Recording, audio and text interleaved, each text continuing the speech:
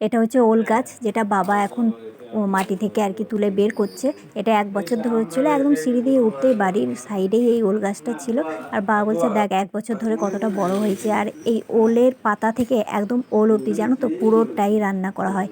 কে কীরকমভাবে খায় বা অতটা রান্না জানে কিনা আমি জানি না, কারণ ওল পাতা অনেকে ভাজাও খায় আর ওল ডাঁটা চচ্চড়ি হয়। যেমন ডাঁটা চচ্চড়ি খায় সেরকম কিন্তু ওল ডাঁটাও সর্ষে বাটা দিয়ে চচ্চড়ি হয়।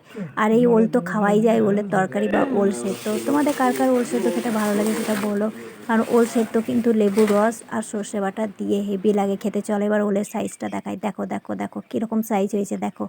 আর এটা কিছুদিন এখন রোদ্রে রেখে দেওয়া হবে। রোদ তো নেই, সকাল থেকে বৃষ্টি, তো ওয়েদার তো এখন অনেক জায়গায় খারাপ, অনেক জায়গায় বৃষ্টি হচ্ছে। তো এটা এইভাবে রাখা হবে, কারণ রসটা একটু টানুক, না তো গলা আবার চুলকাবে। তো ওল সেদ্ধ তোমাদের কার কার ভালো লাগে সেটা আমাকে অতি অবশ্যই কমেন্ট করে কিন্তু জানিও। আর আমরা তো সব সবজি খাই, আর আমি তো সবজি প্রিয় মানুষ। তো চলো আজকে ব্লগটা এখানে শেষ করলাম, টাটা।